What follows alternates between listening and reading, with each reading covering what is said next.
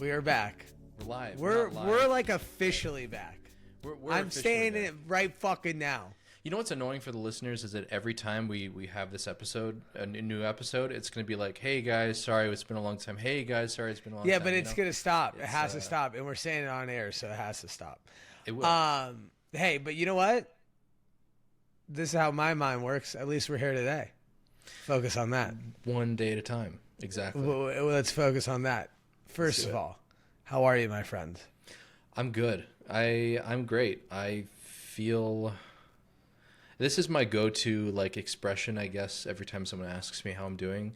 And it's always kind of annoying to me that I say this, but I say I'm busy, I'm good, and I'm busy. Those are the two adjectives that I use to describe 100%. myself. And I've had I'm about the same way. Very good, very busy, and with that comes all stress and anxiety, you know? Sure. And I find it hard to explain because like I don't do a lot of things that I would say normal like people my age are doing, even to the fact of like going away for Labor Day weekend or something. And then I talked to my buddies about this, and like I feel like I haven't seen a lot of people in a while.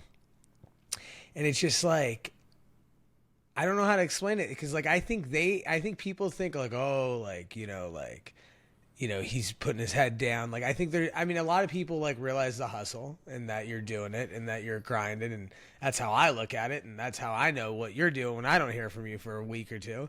But, I feel like some people are like, oh, he could have taken that. But like, correct me if I'm wrong. But like, if you are doing something from the ground up, doing it kind of like we are, the second that you have like any like real off time, like you don't want to go out. You don't want to like, I mean, like you might want to take I might want to go like take a hike or do something, but not around people. like I want a podcast in my ears as loud as a like, and that's interesting because I've never been that way. Right. I've always been but now my whole like thing is I'm around people, you know, and that's, and like, so like sometimes like the thought of like, coordinating a trip, going up to Lake blah blah blah, doing this, doing that, I'm just like I don't know. But that's what kind I of feel like I need is like a personal assistant for my social life, because now I feel like I've compartmentalized. You go to my place. Yeah. Yeah, it's just I agree with you. I couldn't agree with you more. It's correct me if I'm wrong though, like so I'm the happiest I've ever been doing this shit. I'm very happy. This is too. cool. This is cool shit. Yeah. Like the spots that I'm in, like it's cool doing what we're doing, like in both regards. So okay, all right, let's do let's rewind it. Let's put in the reverse. First of all, let's do a little recap of both where both of our lives have progressed. We've kind of been off the air for about 2 months, right? Maybe encroaching on the 2.5 month mark. So where have you been? You moved. I think we already did an episode where you moved, blah, blah. I think you're down there. Not blah, blah. I didn't mean to undercut that. How dare you blah, blah, my move. But I definitely blah, blah, blah to you. But I think, like, we know that. Where are you at? Like, what's going on? I don't know at that time if you had moved into the office yet. So now Andrew has a commute, which something tells me about Andrew. If there's one thing he could change, it would be to wake up out of bed, walk over a bridge into the office, and where he sits to do his work.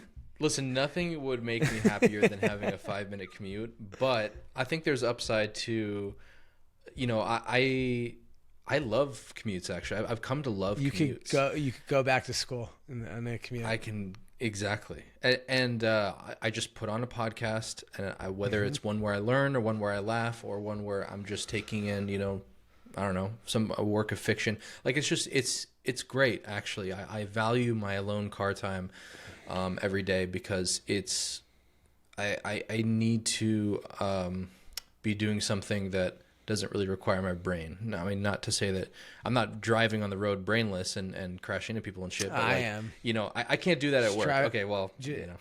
Just drive with me for an hour. You'll realize what driving with somebody with severe ADHD looks like. Yeah, that's why you have AAA you have quadruple A. That's on what speed you have dial, because yeah. you need so many fucking toes. I have it. Yeah, I have quadruple A. It's a good shit though, you know. Yeah, it's expensive, Okay, but it's worth so it. you But, have a yeah, commute. no, yeah, You're I'm- in the I'm going office. Yes, we're in the office. Office It's been seems like great. it's awesome. I mean, I've just seen like little pictures, but it seems amazing. Yeah, it's wild how drastically it changes your mindset towards work, your coworkers, how you interact with them, and how your clients view you. Let me So ask it's you a been question. really I interesting know transition. that you had mentioned, not to interrupt, but I know that you had mentioned to me that you had a few coworkers that you had never met in person. Yeah. Have you met these people in person now? Yes. One of them being our videographer, Graham, and Oh, I feel like that would be somebody you would have met in person. I thought, I mean, as the creative director, I actually don't go out because, look, if we had the budget for sure, and we're going out to a shoot to bring the creative director, we had a budget for it, and it called for it, and the cost of a flight was, sort of pennies in the grand scheme of what we're making, absolutely. But we've been bootstrapping it for a while now. We're still a small company, and so when we go out for shoots, it's just who needs to be there. So, but it's been good. I mean, I being with coworkers there every week, it like totally changes the dynamic. I feel like are you in every day? Yeah, we're in every single day. Yeah. No Do you have hybrid, to none be of in that. every day? Are you guys? So you guys are strict in every day? I fucking love it. I fucking love it. Just Well, you know like, what? I'm sorry. I'm sorry. Go Get on the your fuck back ramble. to work. Go to the fuck back to work. Like seriously, Dude, like we need. look, everyone's different, okay? And for some people, it is advantageous to have the option to work from home, 100%. especially if they have kids. I'm not if they really have- that strict about that. But that if point you are of view. if you are a single, childless person, or even in a relationship, going to work Single is parents- so important for your psyche.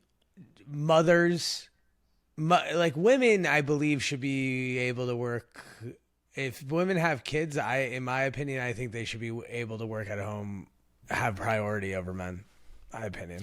Yeah, Why yeah, not? Of course. I mean, there's certain circumstances where it's like, okay, it's definitely it Or makes sense if to the have guy, if the option. dad's really the one that is like the Sure. most involved. But like I think in a relationship, maybe I'll tone that back a little bit because I'm not like that. I think that came off wrong. I think in any relationship, whoever is like the primary caregiver of the kids, I'm sure people collectively, but like who's ever doing it the most should be able to work from home if they're under the right circumstances. Why? Because I mean, I think that like that's super important. That'd be super helpful. What you can get done you can go pick up the kids, bring them home from school in an hour lunch break, and you could cut down on and babysit. Oh my god, man! My buddy pays right off the bat $2,500 a month in childcare just from the sitter point of view. $2,500 a month. That doesn't come into cost of anything. No diapers, nothing like that. $2,500 just for somebody to come over and watch the kid. Yeah, well, hey, I mean, in Europe, both the mom and the dad get something around 8 months of paid parental leave. But that's besides the point.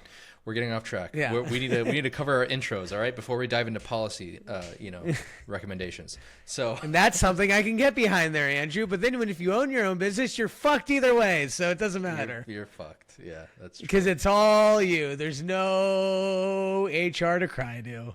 No, and that's what I've been experiencing that in the most positive way I can because I think me being 7, I just turned 27. I don't remember my own age. These are When the did you turn years that 27? May 13th. Oh, you piece of shit. I don't feel that bad because you don't You don't didn't have know to my. feel that. Do you know my Yeah. birthday? I have no idea what your birthday is. May 10th. Really? Fuck, dude. Okay, well, that's fine. How have we trade. known It's each other different. this long and not known that our birthdays are 3 days apart? Yeah, I don't That know. is insane that we don't know that. That's actually crazy. I'm pretty sure we've talked about this before. We're like, oh, wait, I would have remembered. No, I don't I- think so because I know people. One of my other buddies has a birthday on the May 10th.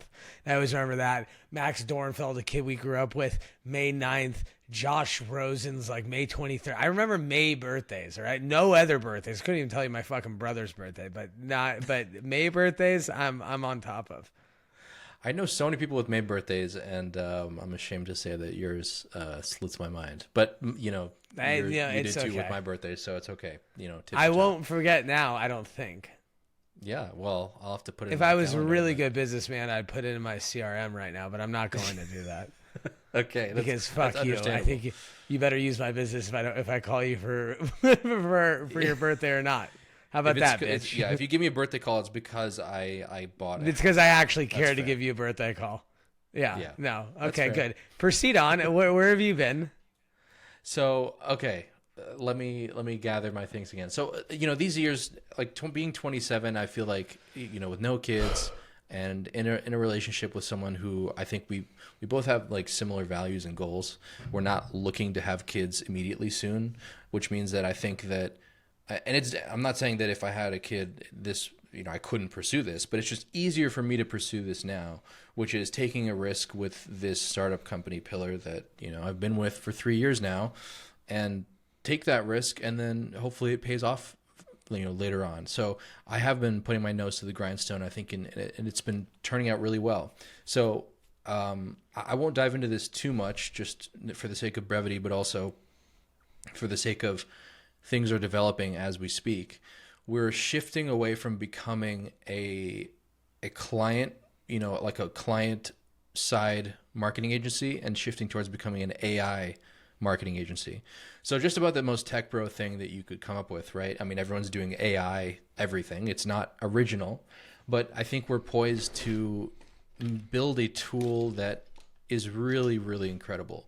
Like one-click solutions after you fill out a form, where AI builds you an entire social media calendar. That level of, like, it's really crazy working with it, because although it doesn't feel like we're on the cutting edge of things, there are so many things on the other side of, look at all these tools, look at how ChatGPT is. I mean, I don't want to turn this pod and hijack it into a GPT conversation, but it's fueling our entire business, right? So there's really, really exciting elements to all this. And that's what I've been working hard at with our team. And we're jokingly calling myself, you know, the Chief Hope Officer, which stands for, fuck, what did it stand for? We had a funny acronym for automation that I can't remember for the life of me. But anyways, it's like, you know, I'm shifting from becoming a creative director to still being a By the creative way, director, ladies but and also gentlemen, this is focusing the on path of automation life and I've AI. always thought for Andrew Warner. I knew he was going to be a tech billionaire one day. It was just a matter of time. And Yeah, well, I'm I'll proud be a to tech see- thousandaire, I've you proud- know, if this doesn't pan out, but we'll see. I'll be a tech whatever 5% of the company. Yeah. I'll be a tech whatever my contracted percentage of shares will allow me to be. Exactly. Yeah. Well, it's that's exciting. incredible, Nonetheless, we're feels like we're flying along and getting more clients, and it's been good. But I want to hear about you. What have you been up to? It seems like there's been a lot of changes in the past couple months for you. Well, yeah, I mean, you know, still at, you know, we're real estate's just chipping away. But yeah, no, a lot's changed. Basically, Robin, my wife, quit her job, and we opened up a corporation with our partner Davis to start doing property management. And this is like a full send it moment, pretty much. No fun, you know, we have our savings in our bank and we're just going for it, baby.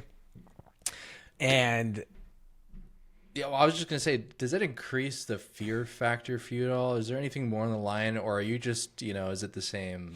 I gotta be honest with you, I am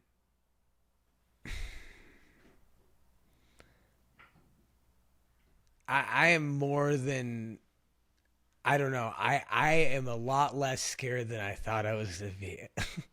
And I'm sleeping a lot better. I don't know why. I mean, it's very new. That could be why. But I mean, honestly, dude, I mean, it's like what we're doing, we're not like this is something I can do. Like, this is something we can do. This is, I mean, it's already started. Like, we've already obtained our first three clients. Like really quickly, so quickly, and so much that we're not even ready to be at the point where we're at right now. I mean, I'm not saying we're making tons of money. I mean, we're not making a lot of money at all from it right now. You know, maybe $1,000 a month or something. But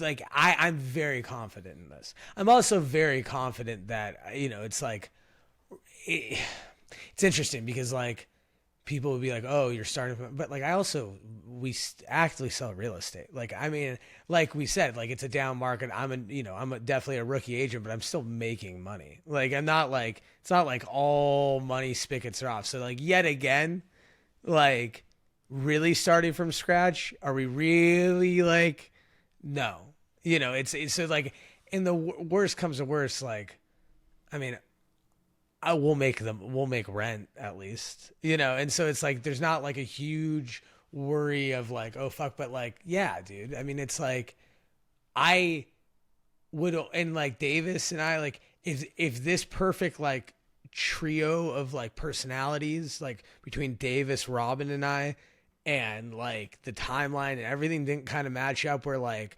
we were at a point where Robin came home and was like, I'm fucking done. Like, I'm done. I don't care. Like, I'm done. I want like we always said that we would stop at a point. Like, she kind of was like, we've always said that like, we're going to get back to the point. Like, when is that point?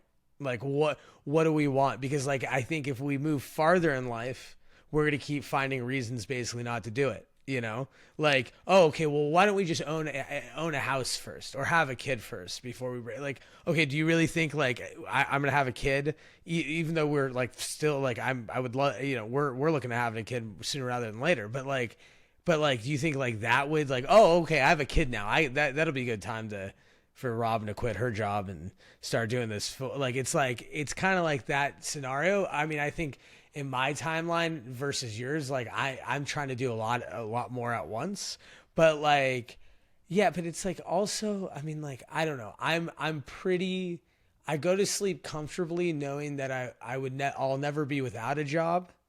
And the fact is like, I don't know, like it's weird. Like, I just know we got it. It's not like, I think we got it. I think this has, like, especially the property management aspect. I mean, basically what we're doing for those of you that don't, you know, that aren't up to date is that my wife quit her job. She's going to be doing the team management for our real estate practice. And then we're also opening up our own company, not through the brokerage we work with. We're opening up a property management firm. And what we're doing is we're doing short-term and long-term rentals. And, yeah, and so she's coming over to totally run it. And it's a big job too, because like there's a lot of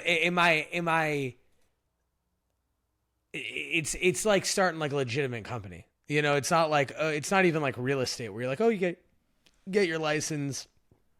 You may, you know, oh, you might start an LLC if you start making a decent amount. Like, okay, that's it. And then you have to do your market. Like, this is like, we carry liability insurance. Like, we do, like, there's like a whole to do behind it, you know, like there's like, you know, we have to obtain a new DRE license number. I'm basically opening up my own brokerage. In fact, I am opening up my own brokerage. The only thing it takes to start selling real estate under that brokerage is just another notch of insurance, which I can get in 2 weeks.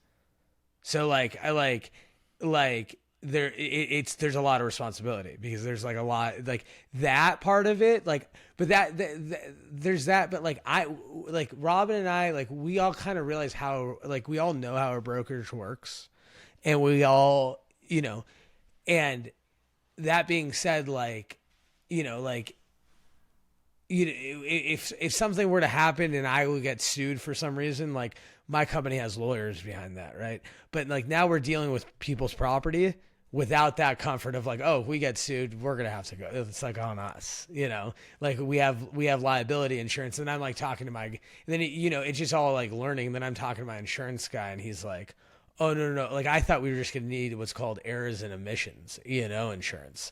It's what, like, notaries carry and things like that. But E&O, I come to figure out.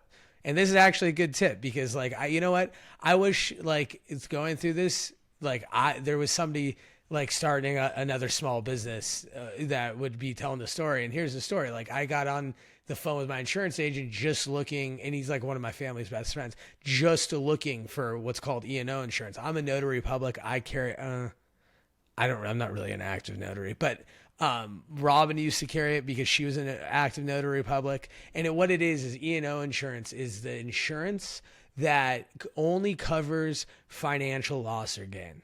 So if I were to do if I were to notarize a document for you, Andrew, and me screwing up and making a mistake would cost you any financial loss or hardship, then my E&O insurance. But say I owned a property management company. I only had E&O insurance, and you were a handyman that went and put a nail through his hand. It doesn't cover physical liability, which I found out the hard way. So then it's just like little stuff like that. They're like, oh, great. I'm glad we went through that.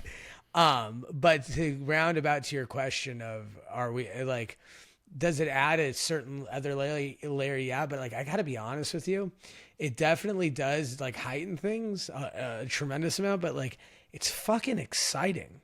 It's fucking exciting because it's like, dude, like we're not gonna let ourselves down. Let's just fucking do it.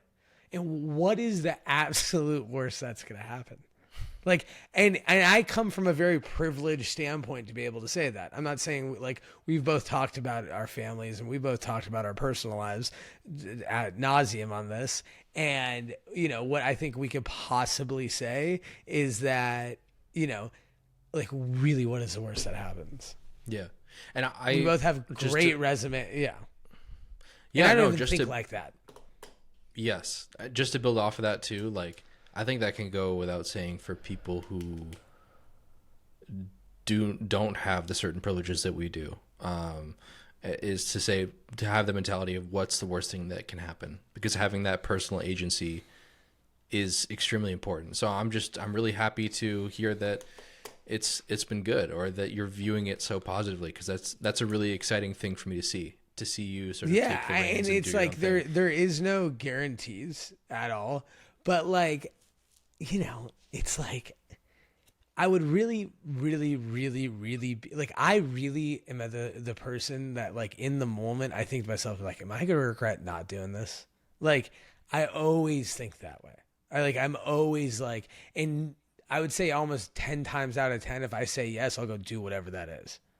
Like even down to the point where like if I'm looking at skipping in like a cold shower in the mornings, I'm going to be like, I'm going to beat myself up the rest of the day for doing this. So just don't be stupid and take 2 minutes out of your life, you know, like, and I finally got to the point where like I've threatened it. I've threatened it on here. Like, oh, start your own thing. Like, oh, take the fucking risk, take the risk. And then like, I would always say that with the realization of like, oh, well, it's nice to be able to take a risk when your wife makes 6 figures, you know, like how big of a risk was that? Like, you know what I mean? Like realistically, like we would be fine, you know? And so doing it, like really taking the risk is like actually like quite invigorating, which, like I said, like this isn't like, there's definitely people that have taken bigger risks and taken bigger leaps. Like this is like pretty like, this is like, you know, I'm not saying this is a safe bet by any means, but this is like this is an area that I'm really comfortable with, you know, and it's like something that Robin and I are like, it's also something like, it's weird. Like Robin and I are good at like service, you know, like we're like, if something's done right, like we just come from like a production background. And I think that we've always been trying, like, that's kind of what like real estate lacks in a way. Of like real estate's very like not production, like not like task or like, and that's something like this, like especially for the short term basis, like we love it. Like we're managing our first short term rental. Like we go in, we take a diligent checklist. We we sit there and we respond to guests together. It's like a regiment. Like it's just it's actually really fun, and I'm looking and like I can't wait for more because it's like something I really enjoy doing too. And what it empowers me to do, and which is like the whole biggest thing behind all this, is that my goal is in like the next year we get it ramped up. Obviously we're gonna have to take a little bit to live off of because that's gonna be a bit, well, I don't know, we'll see. I mean, it doesn't really matter between what we are, because we're still gonna be doing real estate full time, buying and selling. So like, we'll just see what happens. Like it would be great to like just morph this whole into just keep buying our own properties. Like my partner's buying a property right now that we're going to manage, and like we'll probably buy a property with him soon. And so like then that being said, like this all gets us so comfortable with just managing our own portfolios too.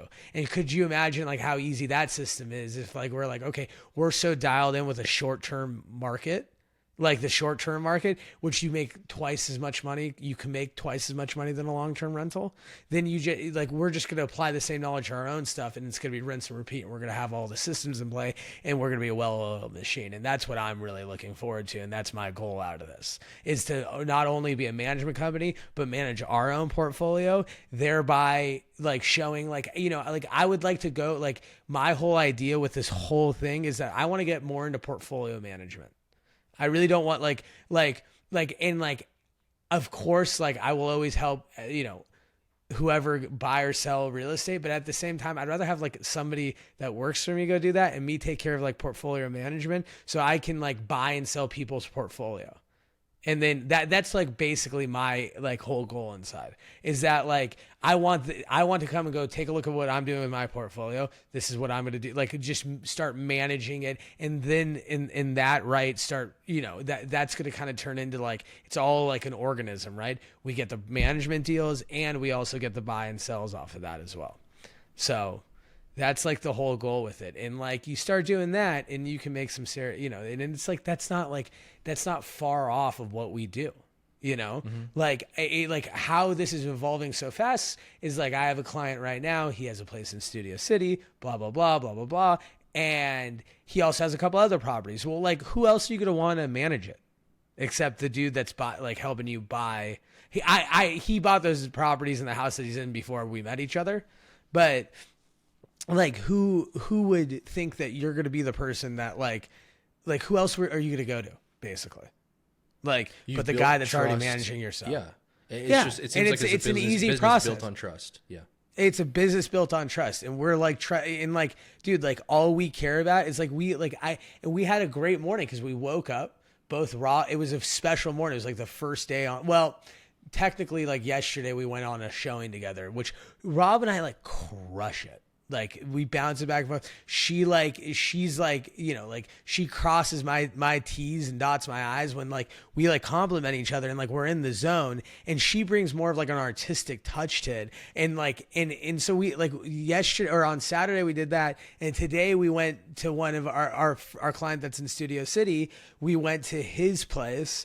And we walk through what like we're gonna have our handyman do and do all this stuff to start managing one of his houses. And when I'm like that was like I didn't think of that as work at all. I was like, I went there. I was just, and he has a beautiful house and it's a great architect. Like I just love being in it. Like it's just like it's like being in your parents' house. Like we've talked about your parents' house. Like I just love being there. Like I could like sit there all day and just like go around, talk to a handyman, talk to an architect, talk to somebody that's doing like like that stuff excites me. And now that I get to do it with Robin, I'm like I feel very, very, very, very, very grateful.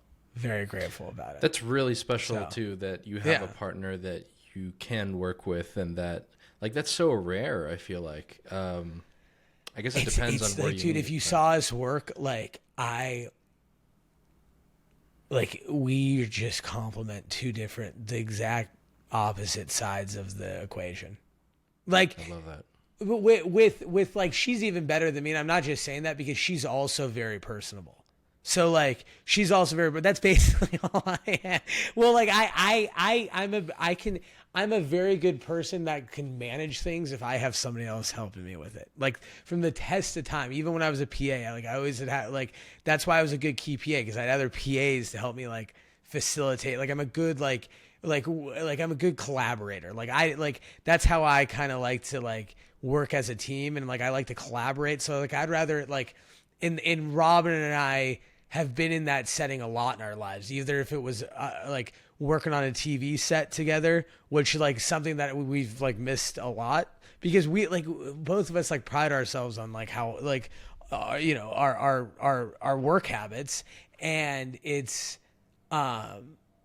it's just we love doing it. We love and that's something, and like that's the thing I think like also like why I'm not really worried about it is because there's a passion there, like it's like heck yeah. And then like I think it ignites our fire that like Davis, who's a guy that when we started our brokerage, he was like one of the top dogs, and like now we've opened up a corporation with him, and like that feels good to us, and like that I think installs. I'm sure if he'll never listen to this, but if anybody that I know listens, it's so cheesy and corny, but like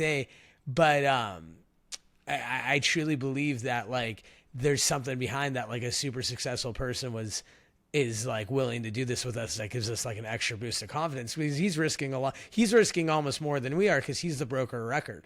Basically what happens is that you have to have a broker's license. So I have a real estate license. Every person that's a broker in the state of California is a real estate agent as well, but it's like the next step. But so we hang our license under Pinnacle Estate Properties, so you don't need to be a broker. But like you can go get your broker's license and just not do anything with it. And a lot of people do because the only requirement is that you're a full-time real estate agent for 2 years, which I'm about to qualify for that. I think I already do qualify for that. But it just so happened that he's a broker. He's also very, he started a lot of businesses himself. So, he's our partner on this, but it also worked out that he has his broker's license, so we didn't need to like wait. It wasn't like, oh well, one of us has to go get our broker's license, and like he comes with like an infinite amount of wisdom when it comes to business, which is weird because he's only like 36. Yeah, so that's another reason why I think I feel I'm more at ease with it. But go ahead. Yeah, I guess to go down a different line of questioning, because it's almost... Sorry, I rambled. No, it's fine. I love hearing updates about it. I guess I'm just curious, and this is where my mind goes. Like, when it comes down to it, were there ever any real moments of doubt in your mind before starting this, while starting this? Did it make logical sense to you? Because that leap for some people, and maybe even me, like if I had the idea of, then again, that's kind of how Pillar started, was a leap away from Tyson Ranch when I was working there. But was there any doubt? Is there, or does it feel like the logical next step? I got to be honest with you, and like there's not much, like sure, was there an initial like, are we really gonna do it? Like Davis, that's what Davis is also good at. And Davis and Robin are also, that's why they are really good for me. Because like Davis, they both like were like will look at me and be like, just fucking do it. Like and this is how it really went down. Like it's like, this is how my brain works. Like fuck it. Like I will just turn a switch. Fuck it, we're doing it. Like fuck it, we'll do it. Like, and so I pretty much was talking to Davis. I was like, dude, like Robin came home, like she's dumb, man. Like she's like, and we've always been trying to get away, because another part of this is Robin's not only going to be doing the management, but also like team management, for our team, and like team administration and things like that. And there's, we were trying to find a way where Robin can come work with us anyways, and how that would make sense. But, I mean, the only thing we were thinking, like, being, like, Davis's assistant or something. And, I don't know if that was exactly what Robin wanted to do. And plus, like, Davis was paying his last assistant very well. But, like, business, business is slower. But, like, if I were telling you the numbers, you wouldn't feel too bad. But, Davis is significantly slower than it was in 2021. That was, like, the best year real estate agents have had ever in their life. I know like people that have been in the business that have made very good money for 30 years straight and said 2021, 2022 was the best years they've ever had. And that's like basically every agent I've ever met, honestly, says, unless they were like not in the business, but like, so, he was paying his assistant damn good money, but. And, he didn't really need to be paying her that money, he was doing it because like everybody was making money and like, he wanted like a loyal person. It actually turned out to be a fucking nightmare, but that's beside the point. So, it didn't make sense to like go pay Robin like 80 grand a year to be an assistant for him. Right. And short of that, we were like, like, I don't know. And then like, it all came up. We started thinking about management, and then we were like, wow, man, thing about management is that no matter how much you make, having a consistent paycheck is, feels a little good. And then we started looking at the numbers of what we can make in short-term management, and that's really good. And for the amount of work you're doing, which is for like somebody like Robin, it's a lot of work, but like, doing 10 of them it would be achievable, and, or doing 20 of them or, a lot of them. And then we just, one opportunity kind of like crept up after the other. And then I kind of started getting involved with this client that I'm working with in Studio City. And he has properties and it just kind of, everything kind of fell into place. And Davis, Robin comes home and she's like, I'm done with that job. Like we need to figure this out. And Davis said, I go, what do I do? He goes, what do you do? This is exactly what he said. He goes, what do you do? He goes, your wife just said she's miserable. He goes, fucking grow up. Fucking tell her to quit that job. Tell her that she doesn't need to, she goes, tell her that she doesn't need to worry about making money and you'll figure it the fuck out. And I was like, I was like, are you serious? I was like, yeah. And I went home and told her that.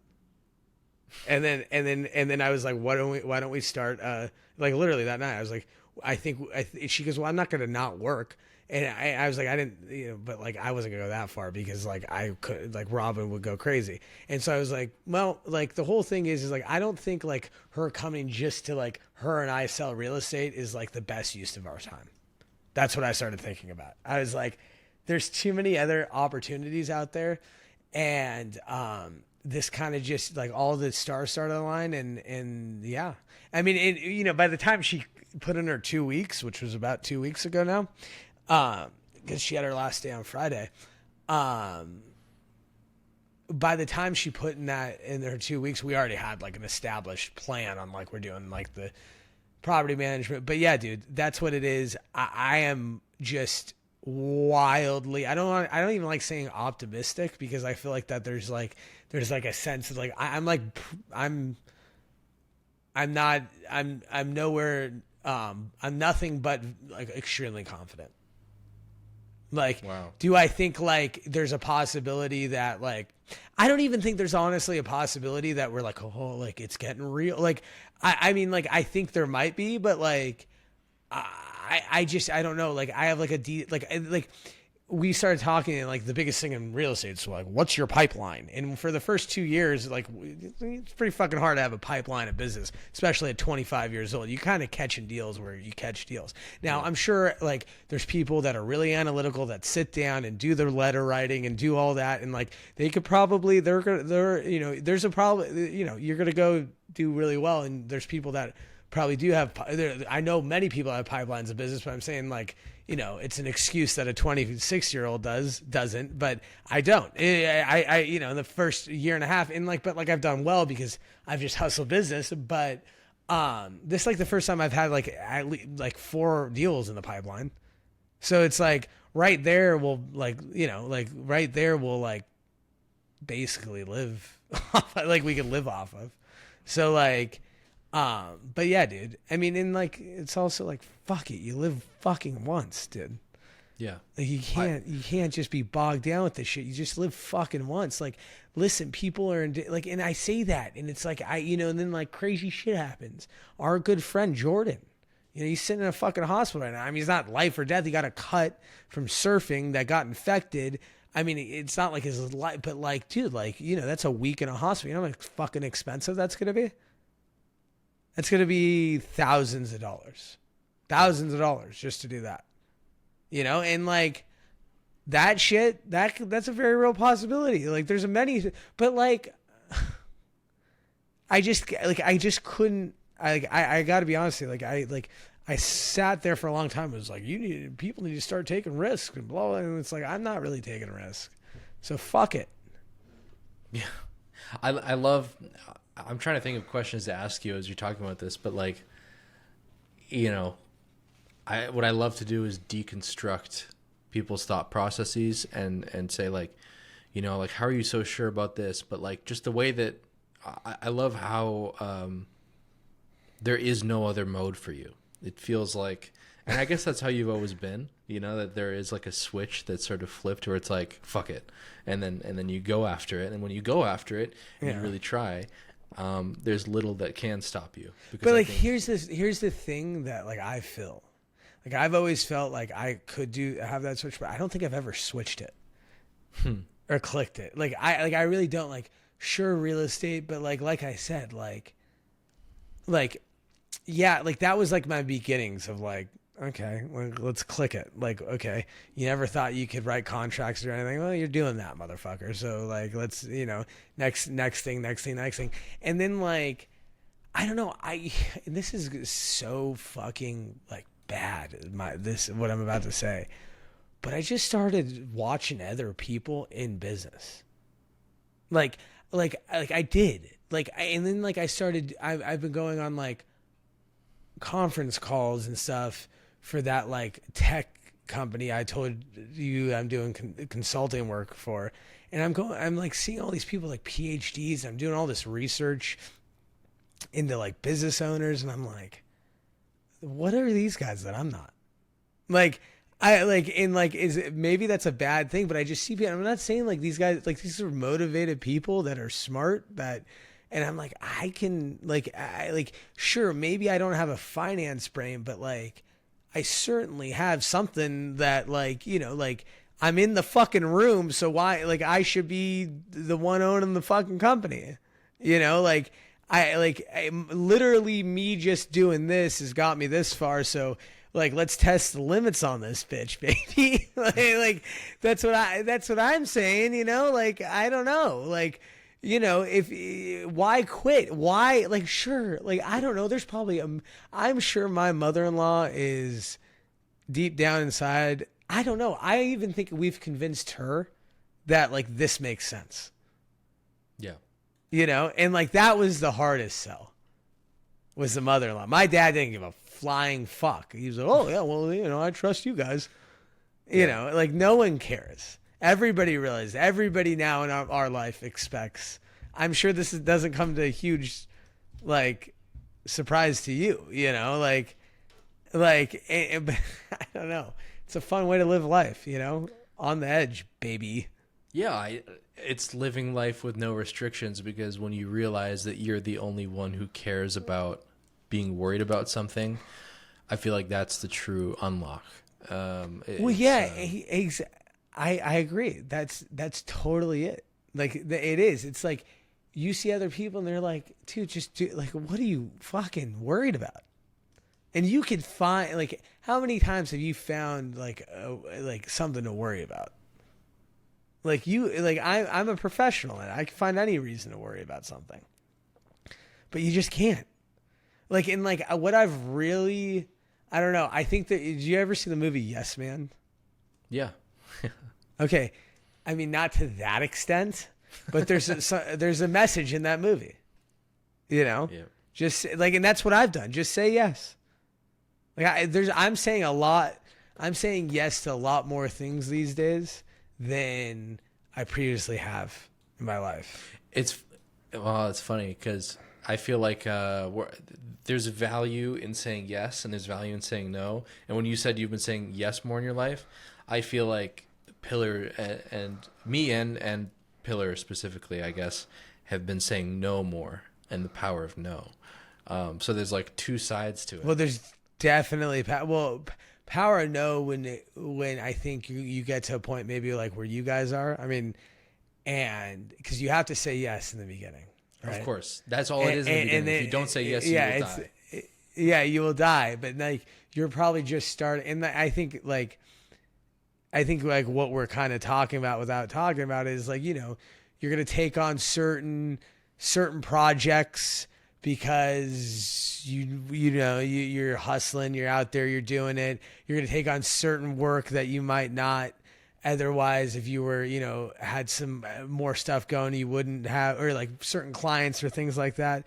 And we all go through it in their own way. And like, I think that you strive for the first step is to strive to say no. Robin always says something, I don't know, I forget where she heard it, but she heard it in a podcast, and they said, there was a quote that said, she was talking about like entrepreneurship, and they were like, learn how to quit, or strive to quit things. So like, and I see it today. I am striving to quit things quicker and quicker than I ever have. And I'll explain why. Like, not that like when we do like these walkthroughs of houses, like for the short-term rentals, like my idea is like, as much as I've loved doing this and what I just said, but like, I'm going to strive to soon here have an employee be able to do that. Yeah. Because it's not that I want, and quit's just the trigger word that gets you involved with the quote, but like, delegate, yeah. But that's it. But it's like, so learn to quit it. Like you're like, learn to quit, like you being the one going to do the inspections. Yes. Yeah.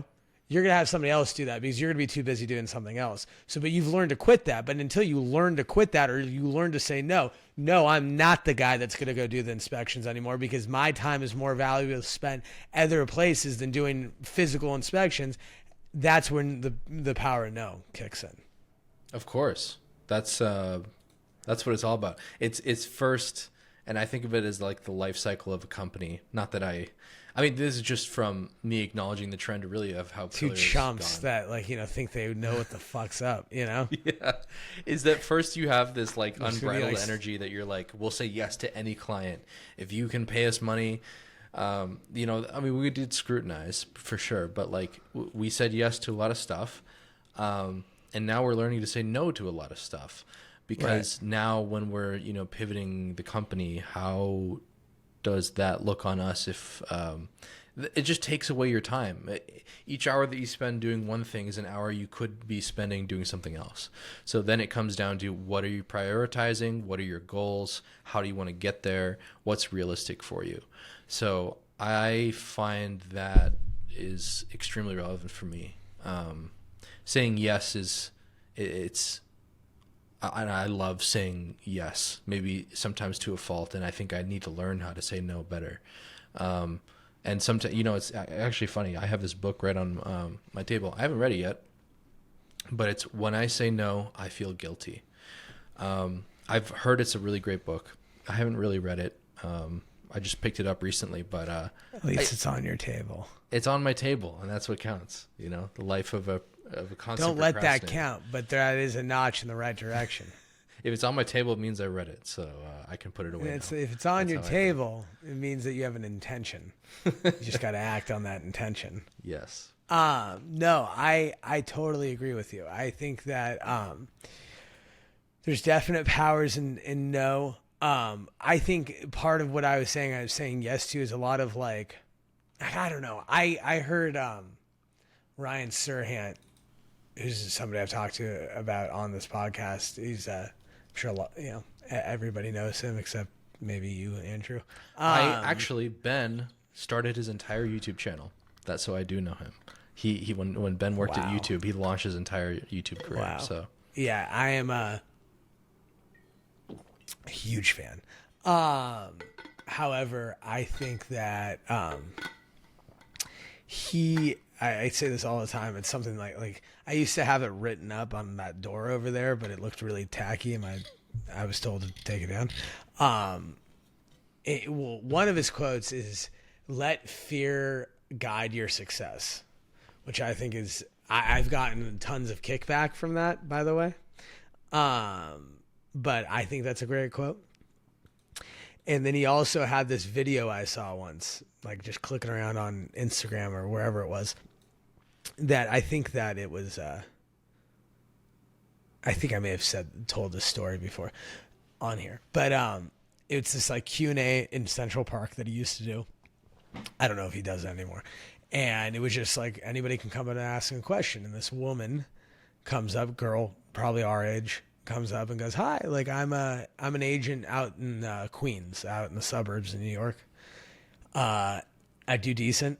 She was like, "I'm very, I make comfortable living, but I wanted to make a hop into Manhattan, and I don't know how to do it. What would be your first advice to me?" And he said, "Here's my advice." He goes, "I would move out of where you're at right now, move to a apartment you cannot afford in Manhattan, back yourself up against the wall and fight yourself out of it."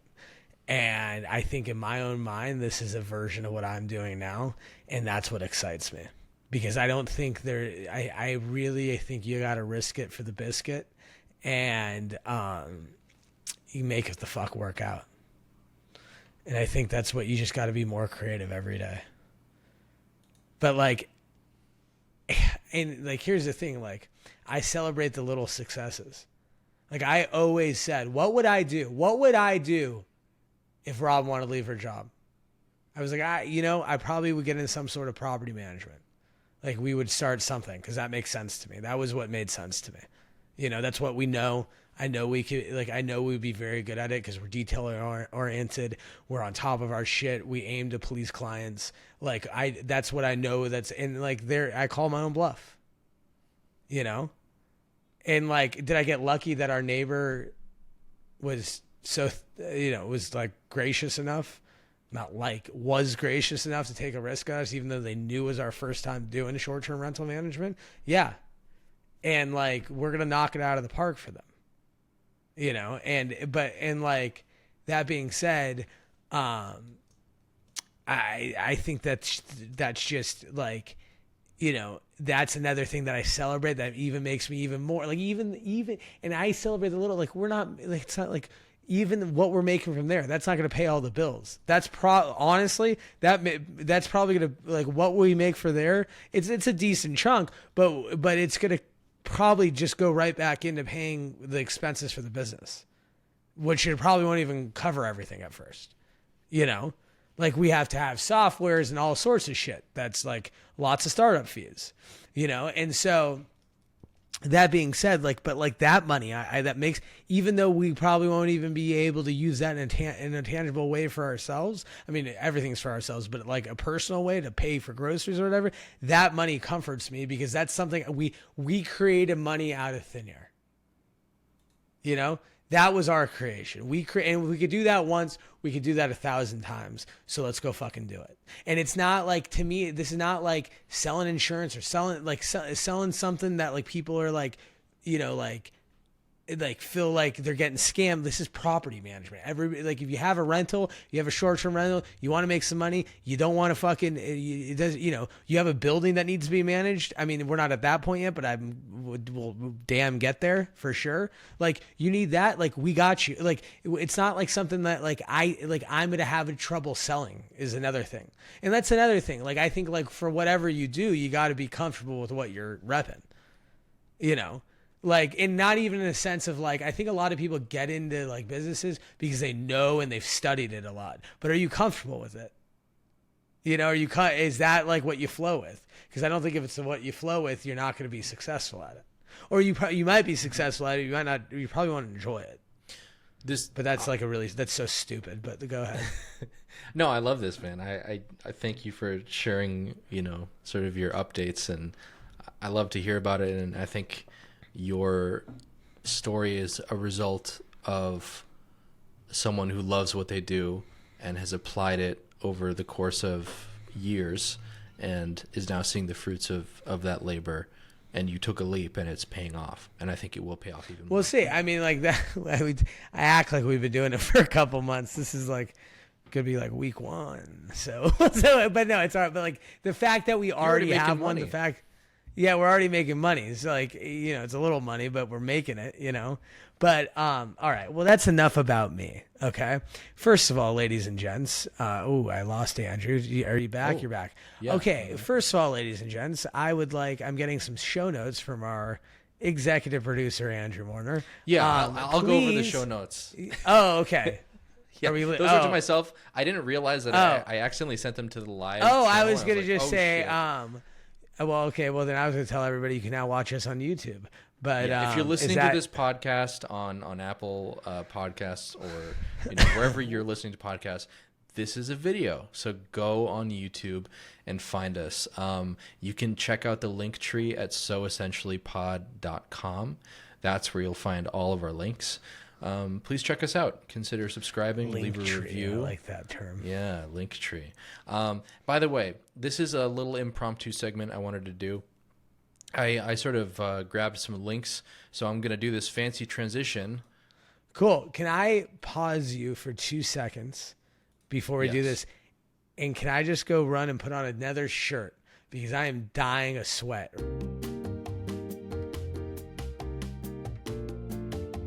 I don't know this. Who's played it? Okay, so we're talking about my shirt. Yeah. Stone Pony. That is a super famous in Asbury Park, New Jersey. Okay.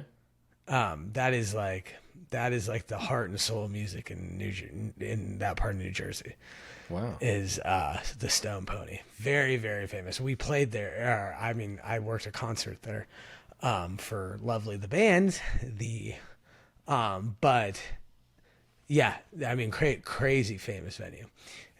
Like that's where Bon Jovi, like their first gig. Wow. Okay, that's cool. I think their first like legit gig was out of the Stone Pony. And I'm gonna have to look that up. And I gave away so much free merchandise to get so much. I didn't even really know the significance about the place, but like pretty much I would get free shirts from every venue because I just trade shirts that weren't mine. So I don't know if I would count it as like a lost item. Anyways, wow, I'm looking it up. Bruce Springsteen, Bon Jovi, some other people. Interesting. Very cool. Some other people that you've never heard of. Who else? That I've never heard of. Southside Johnny and Asbury Jukes.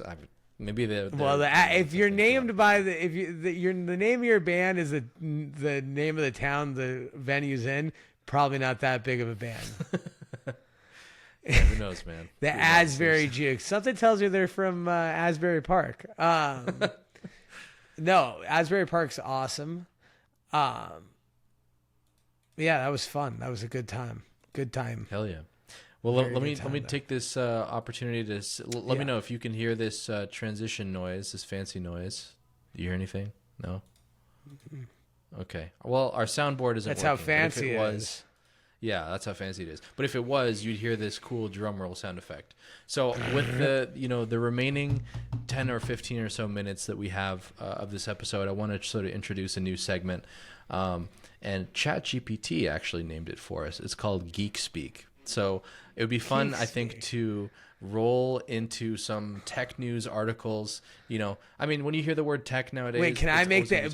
First of all, everybody, I had no idea about this. I'm springing this on you. Yeah. I'm springing this on you, so I just came up with an idea. I think I need to introduce you, and then everybody. Welcome to Geeks. I screwed up. Welcome to, is it Geek Speak? Geek Speak. Welcome to Geek Speak with Andrew Moore. Can we get a drum roll, please? Thank you, Max. If I had a drum, I would roll it, but I don't. So we'll get that fancy soundboard fixed next time. All right. Let's talk about some articles. I'm going to share my screen here, and hopefully this will work out. Let's see if it does. And if you can see my screen, holler at me.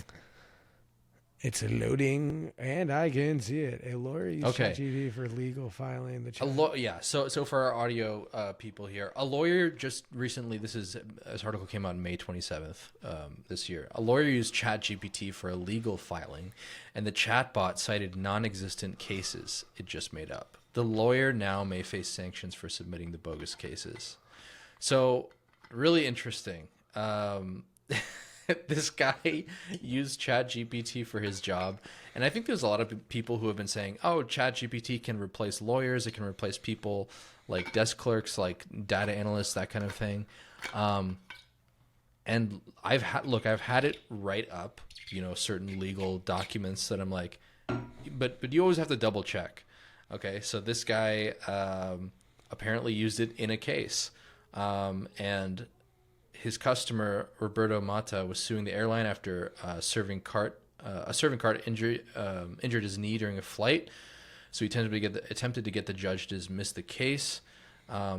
In response, Mata's lawyers objected and submitted a brief filing filled with a slew of similar court decisions in the past, and that's where ChatGPT came in. So they used it to basically compile all these past instances to build a case for this. But it made up every single one of those. So this is a problem that GPT runs into, where large language models will hallucinate information. And I guess people just didn't realize this, but if you use the browsing function on ChatGPT, like here, if you go here, is that and this is so stupid, and I know that this is geek speak with the only geek in the room being Andrew. Is this like the version of ChatGPT? Because this is a version of ChatGPT I use, but is this the version of ChatGPT you use, or is there different software or a different portal that you're using? No, so I'm using this is ChatGPT. That's it. This is it. But as you can see, well, I know that's ChatGPT, but so I've never even seen GPT-4, to be honest with you. Okay, GPT-4 is the latest model, but what you also but still has that same. It has the same UI, but you can pay $20 a month for GPT-4, and what is now included is web browsing. So if you ask it a question that it needs to search the web for, it will and it can search the web and compile information for you, which is super useful. So let's say well, I don't want to get down the off the beaten path here. I mean, it's just like it's ChatGPT on steroids. Copy that. 100%. With updated information. Yes, with all the latest info that is currently on the internet. Yeah. So it's a game changer for sure. But as you can see, these are the pitfalls of using it without double checking its work. And people are coming in and saying, I mean, in my opinion, people are arguing, AI is going to take all our jobs. This is an instance where if you don't check its work, AI will hallucinate information and get things blatantly wrong and be extremely confident when it's wrong. That's pretty dangerous. So it's really dangerous, and I think the human touch is going to be needed for a long time. So I've heard about this a lot, and my question to you, and I've heard other people's answer on this, where do you think this leads? Does it get more? Obviously it gets more advanced, but everything will get more advanced. But when are we looking at that? What's the time frame in your opinion? The time, predictions are so hard to make.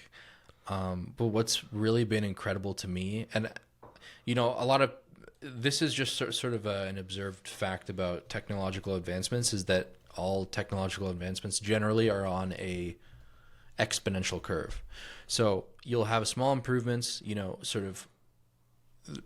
tools that humans have developed, like maybe the loom, for making garments. You'll have like the telephone was made, maybe a flip phone was made. There are other advancements that I'm not thinking of. People make rockets that go to the moon. And then all of a sudden we have large language models that are potentially replacing a lot of people's jobs. And the curve, it feels like, is just shooting upwards, like extremely fast, right? Because in the span of about 5 years, chatbots have been around for a while. It's not a new concept. These aren't, ChatGPT, to the people in the industry who have been working on this, it's not a surprise to them. It's actually more surprising that people are having these reactions to them, because there just hasn't been an interface where you can type into a window. Well, yeah, that's what I want a recipe always for said. muffins, and it gives you a recipe for muffins. Right. Yeah. That's what although ChatGPT blows my mind, because you could do it on one, it wasn't like maybe that's why it doesn't scare me, because I'm like, all this information is readily accessible. It's not accessing information that we can't access. It's just doing it quicker. Mm-hmm. I think that it's not the fear that people have is that, hey, look, there's this AI thing that's going to take people's jobs, because if it can do things quicker than people, then why is the person needed in the first place? And I think that there are still examples where it clearly is messing up. But then is the question well, at some point it's going to get better, right? Like at some point it may get to the point where you don't need a lawyer. You can just whip up your chatbot and it will fight in the court for you, or it'll submit court documents. It'll whip up, templates for suing people. I mean, lots of different examples that, and I think that we're approaching that maybe in 5 to 10 years. That's my wild ass guess of an estimation. But it's pretty crazy. And, I think there's some pitfalls to this. There's another article, and this is, I guess this is stoking the flames a bit, but it also gets you thinking, because a lot of people are talking about regulation of AI. So the godfather of AI, I don't know if you heard of this, but yeah, the godfather of AI, I've heard of this. With regrets and fears about his life work, Jeffrey Hinton, who won the Nobel Prize of Computing for his trailblazing work on neural networks, is now free to speak about the risks of AI. Like, a title like this, I think is kind of misleading. Like, the subtitle sort of gets to the meat of it, which is he wants to be free about speaking, to speak about the risks of AI, which, fine. I'm not against that. Like, you should talk, if there's some tool that could potentially replace a large swath of labor in a certain sector in a lot of different sectors, then I think it's worth talking about. It's worth talking about regulating. I'm not against the idea of regulation, but I feel like there is a lot of fear around it. I just don't think we have enough information. I think that I heard something the other day. I forget where I was listening to, but it was like everything is so scary in the news. But that's because you know why? Because fear sells. So everything they put out has to have a scary connotation to it, or it's never going to get attention. Scroll back up to the headline of that. Like this, correct me if I'm wrong, and I want to know if you think I'm wrong, but go up to the headline. Okay, so Godfather of AI quits Google with regrets and fears about his life's work. Okay, that wasn't a direct quote from him, A. I haven't read the article, I don't know. But what if it just says Godfather of AI quits Google and shares his thoughts on what he's created? Would that be Because there's a level of... Okay, this is going into a lot of different factors, but... But no, answer. I mean, like, I don't know. I would just say, because like in that, what that would tell me is sure. I'm sure there are. I mean, there's negative connotations to fucking everything. Yeah. Like there's going to be negative connotations to many things. Absolutely. There's going to be this is where news, and I think a lot of people have more harsh stances on this.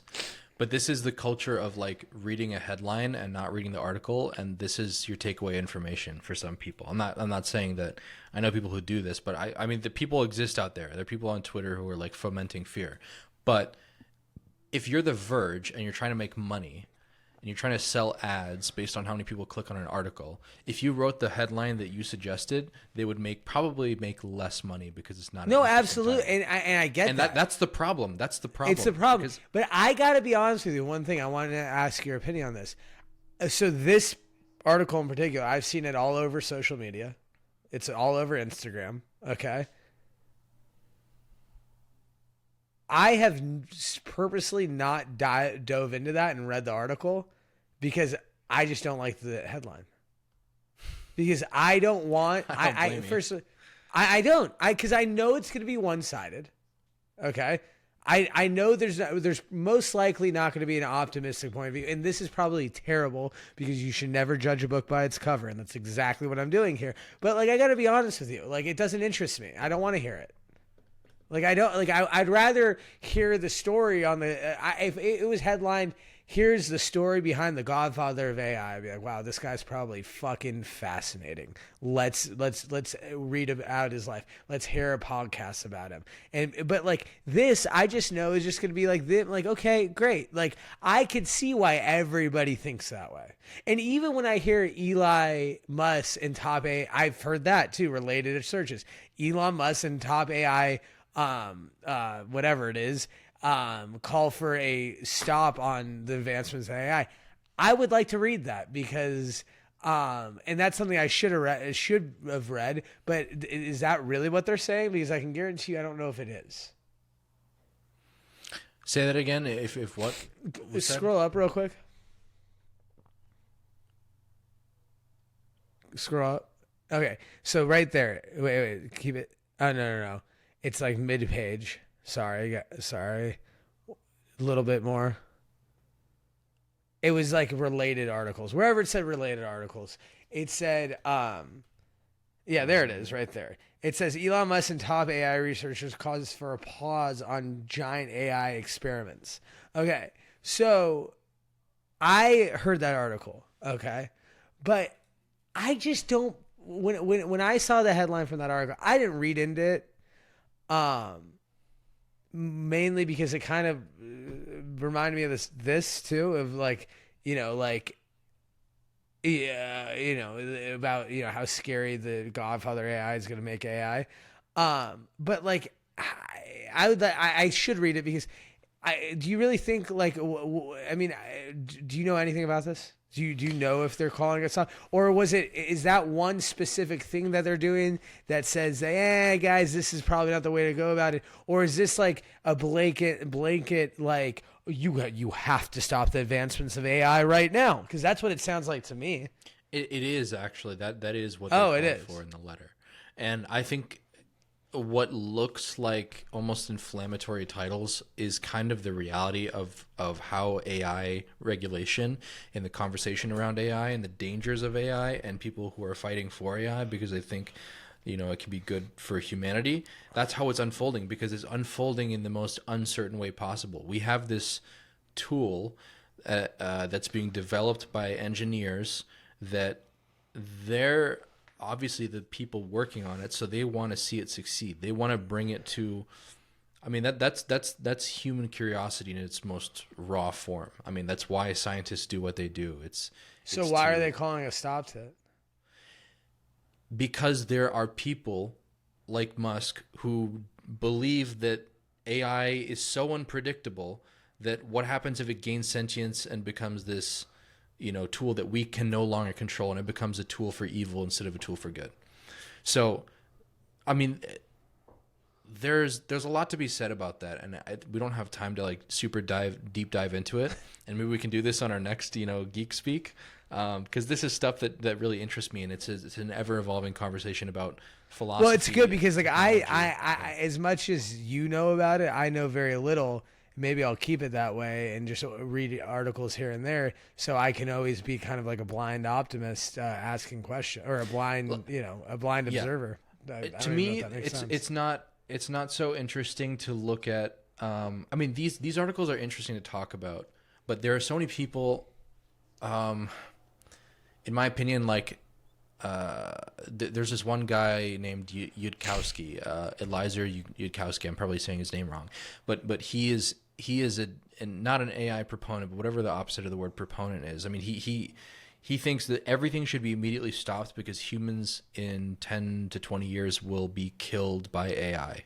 Like it will gain sentience and it will kill humanity. It will kill off humanity, right? So that's the extreme end, right? By what? Hacking airplanes, crashing airplanes, hacking cars. If an AI, if a large language model can participate in deception of people, then it can definitely do worse things. That's his argument. So, like, for example, there was a test done, and this was done by OpenAI, where they had to do multiple steps in a task. So they said, okay, your task is to translate this text and create an image based off of it. And then part of what GPT did was it hired someone off of Fiverr. But the problem with that is that it needed to solve a CAPTCHA in order to hire someone from Fiverr. So a bot couldn't navigate the website on its own. It needed a human to click a CAPTCHA button to verify you are a human, not a robot. So what it did was hire someone on the internet to go and solve that CAPTCHA, a real person. So it contacted a real person, and it said, hey, I need you to go solve this CAPTCHA for me because I just need someone to solve it.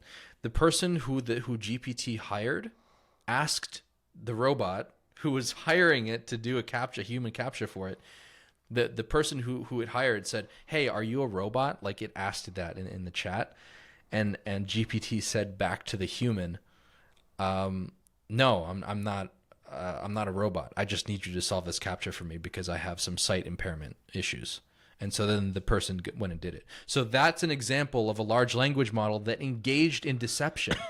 So it's pretty shocking because all this is like coming out. But then people look at that, like Yudkowsky, this guy looks at that and says, this is the reason that AI will kill everybody, because in 10 years, what if it decides to deceive people by, shifting money around from banks and hacking into, getting past encryption walls and shit and all this, there's like so much you can talk about. And then there's the other side. Do you think there's like a, in his opinion, there's like a point of no return? Like there's no off switch? Yes. There is no, he believes that there is no off switch, and that regulatory discussion needs to happen now and faster than it's currently happening, because what did Einstein say? If World War II, if World War III is fought by technology, World War IV will be fought by sticks and stones. Which it makes a lot of sense from where my mind's coming up with it, because pretty much the only way in that case, if that were to happen, the only way humans could fight back is to stop using technology. That would be the only way is to back out of it. A funny like meme I've seen all around, and people are just sort of joking about it, but honestly, it's like, if AI gets to a certain point, guess what we can do? We're humans, motherfucker. We can pour water all over our machines and short circuit. That's what I'm fucking saying. That's what I'm fucking saying right there. Is that really, like, let it get after us, motherfucker? Like, trust me, I don't want to be on my phone all day. Like, I mean, but I mean, I'm joking. Like, that is very scary. It's scary, but I think the takeaway for me is, no matter how, there's always people going to be on, talking about two different sides. There's an extremely positive side to AI as well. And extremely, and in my opinion, you can call me biased. I'm of the opinion that AI is just a tool, like anything else is a tool. It's not on the same level that a tool is, for example, like Photoshop. Let's say when Photoshop first came out. Hell, when the camera first came out, artists were extremely mad about people who took photographs and submitted them to art galleries, because they said, you're cheating. You're using a photograph as a way to get around painting something, because painting was seen as a skill, whereas taking a photograph was as easy as clicking a shutter. So you're cheating by not, by considering that art, right? But a camera is a tool, just as AI is a tool. It's on a different level. Of course, a camera can't do things like, mimic poetry or art in different forms and come up with all this information, but it's just a tool which requires human input. So I think people who want to ascribe sentience to ChatGPT and large language models as a whole it's playing into the fantasy of having a Matrix-like or a Terminator-like entity take over the world. I just think it's implausible. Like, people think about sentience. I also think, like, back to that guy, like, is that guy a fucking moron? Like, if I was a Fiverr, whatever, like, if I had some, I was selling a skill on Fiverr, and like, I would be that's, I don't care if it says it's not a robot. That's clearly a robot. Why is it asking me to do that? I mean, that's where my mind would go. Like, you gotta maybe think that they hit the right guy that just, accepted that mission, because, like, I feel like if that happened to you, you'd be like, what? No. Like, you have a sight impairment? Then how did you know that it was, like, if you're that impaired, how did you know that it gave you the pop-up? How are you working on a computer? Like, I'm sorry. Like, I would have so many questions about that. Like, that doesn't like tell me enough that, like, but then again, I always hear about, like, schemes, and I hear about, like, do you ever, like, watch a documentary on a cult and go, like, how do they ever like get involved with that? So yeah, I guess you just don't know. I mean, because, like, humans, I think at the end of the day is that as safe as we can be with certain things, humans are very prone to social engineering. And it's not out of the question that a large language model can deceive a human into doing a task for it that ultimately is immoral. But it's it's more of a question of how is it being used. Like, nuclear technology can be used to power millions of homes. It can also be used to level an entire city. So I mean, every tool has its up and downs, or any technology will have its good uses and its bad uses. Its good actors and bad actors are always out there. So Yeah, but I think for it's a, I don't know. I think that we are all very lucky that we're living in the time period that we are. We're getting an experience the advancements in technology. I think we really have and I was listening to a podcast with a gentleman's name who I forget. He was on Rogan. Give me 1 second.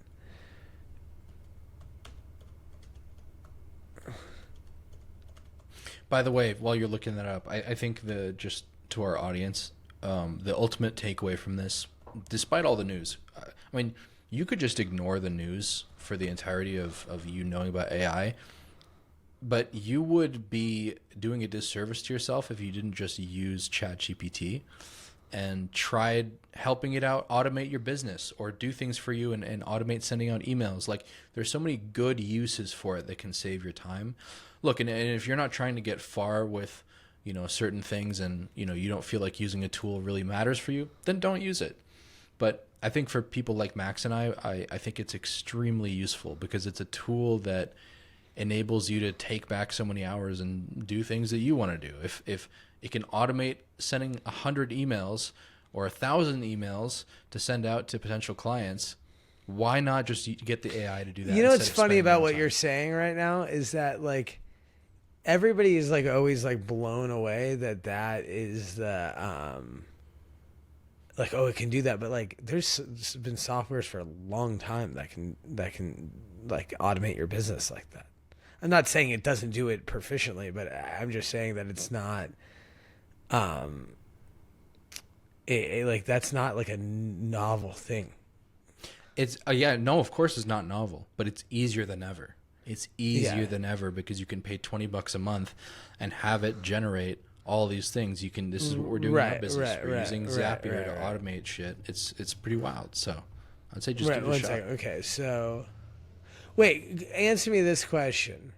You can, first of all, this is the gentleman's name. I'm going to see if you can pronounce it. So I just sent it into the chat. Yeah. Oh yeah, Dr. Mikio Kaku. Yes. Yeah, awesome Mikio Kaku. He has if you're tired of really depressing news, go listen to his. He has a very bright outlook on the future, and I agree with him because I am a happy person, and I don't. Yes. I don't like to be. There's only so long you can withstand like heart-wrenching. I think we're in a humanity's fucking gonna great die in 10 years place to live, like time to live. This is the best. I mean, Best time. We have a portal, a telescope into the future and what it's going to look like right now. And we're lucky enough to have some of the old and a lot of the new and know what that life was. And you and I, our generation is truly the last of it too.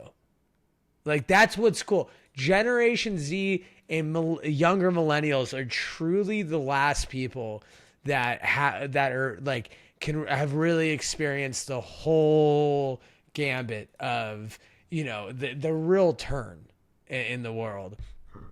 And I think we're very privileged to be alive in this part. I think what the work that is being done now will affect many future generations in a positive way, I think. And I'm not as smart as you where I could sit here and articulate why. It's just my forethought of the whole scenario of listening to Michio Kaku. Is that his name? Yeah. Michio Kaku, who's brilliant, unbelievable to listen to. I want to listen to more of his stuff.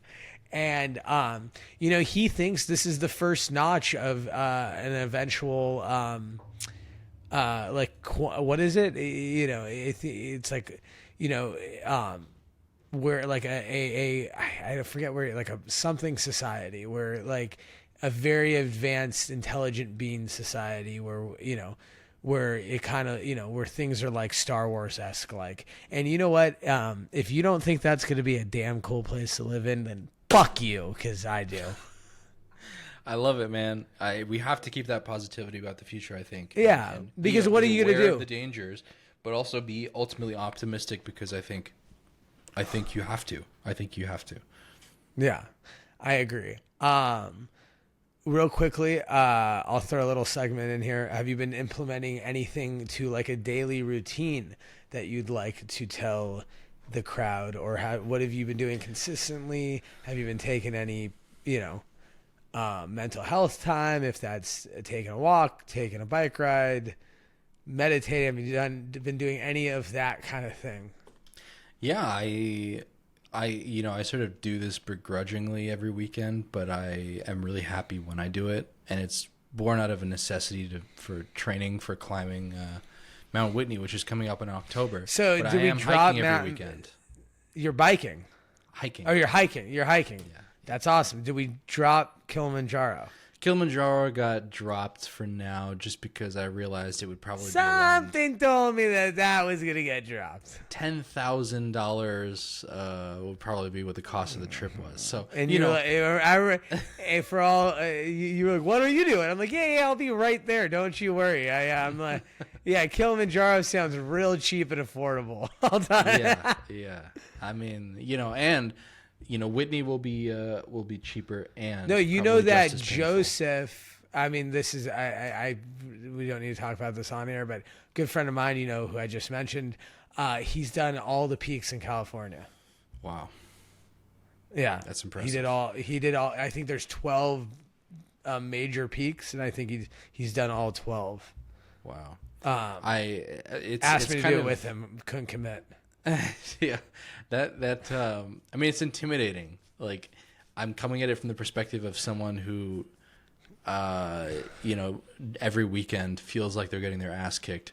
I mean, I'm not a marathoner. I'm not an ultra marathoner. I'm not some guy who's out doing, Ironman triathlons and all this shit. I feel like just a dude trying to climb a huge mountain, which when are you makes doing it more it? intimidating.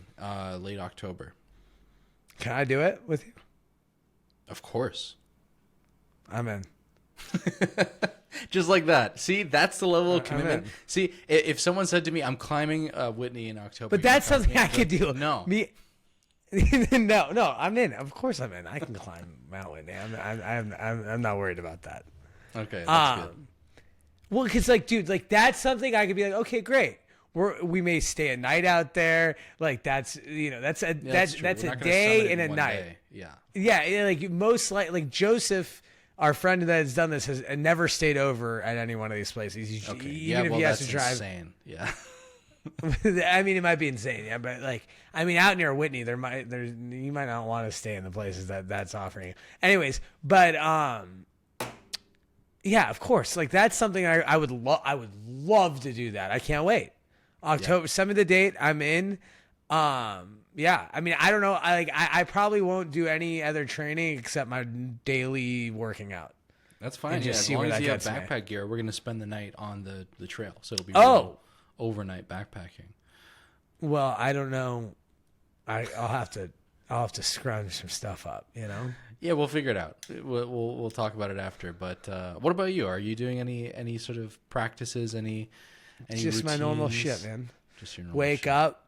I would say I have a 90% success rate with taking a cold shower every morning. I love that. Sometimes on the weekends, if I wake up late, I just don't do it. If I'm relaxing on a weekend, even though I should. And no reason. I actually love it. I've completely gotten over the phase where I'm like, oh, this is good stuff. I actually like it. It feels good every morning. I really enjoy it. And the days I don't do it, I miss it. And it's not like I regret not doing it. It's like, if I'm waking up at 7:30, sleeping or whatever. But no, nothing much. I've been pretty. My thing is I want to make sure I'm doing strength training 3 days a week. Yeah. Just because that's something I've never done, and I've been doing it consistently now, 3 days a week for probably 4 or 5 months now. And I don't really give a fuck about losing weight. Like, I'm fine with the way I look. It's more of like, I've read how good it is for you, and I actually do feel like when I go play pickleball or I go do these, I run or something, like my body feels stronger, much stronger, and I feel like, like when I feel like my sides and my backs feels like really like tough and strong. And I think that's good because like, I see these guys, these like older guys, and even like guys in their 30s that let their core go, and I'm not saying I have a six, but like didn't do enough like full body stuff, just probably focus on like getting swole. And everybody has back problems, and back problems are fucked up, bro. Yeah. You do not want to fucking have back problems. Yeah, exactly. You don't want to have back problems. That's what I've noticed. Like, my biggest thing in life is like, I never want to be able to have to slow down. That's like my thing. Like, and like, I just see these back problems. I'm like, fuck, I don't want to deal with that, man. That sounds terrible. Just agonizing pain these people are in. Oh, 100%. So, back pain is the worst. But then I hurt my back the other day while lifting weights. So, I mean, it's a catch-22 at that point. Yeah, it's a give and take. But anyways, hey, great. I did write in the chat because I wanted to. You sometimes remind me of Jack Dorsey vibes a little bit. Not in the way you speak, just kind of the way you look. But nice. All right. You. Well, that was so essentially. You're reminding me of Bill Gates and Steve Jobs. Those are the vibes you give. All right. So we're all giving CEO vibes. Oh, Jesus. Well, thank you. In the most positive way. Thank you for listen. If I'm that rich, you won't ever have to work again. I promise you on that. Thank God. I will live at your house. Yeah. I'll pay you $10 million a year to do this podcast. Fuck yeah, that's awesome. That'd be good. Yeah, 100%. You can live in my house. You're one of the rare people that I would allow to live at my house. Thank you. I'll take the crawl space mainly under you the don't. stairs. Mainly you're not dirty. I have a thing with filth. Thank you. I pride myself on not being filthy. So, yeah, you're not filthy. I mean, I'm not saying you're great, but you're not filthy. Yeah, bare minimum. All right. Yeah. Can we stay on after this is done chat for a second? Yeah, 100%. All right, cool. You want to stop it? That was so essentially. Thank you for tuning in, folks. We will be back 100% next week with another episode. Andrew, are we going to be dropping those episodes soon? We will be dropping. We have those like episodes 3. soon. I think we have 3 for you guys. 4 in the hopper. In the queue. So we'll get them out, and we'll see you. All guys right. Please let us know what week. you think, and definitely look forward to a more consistent future. All right. Later.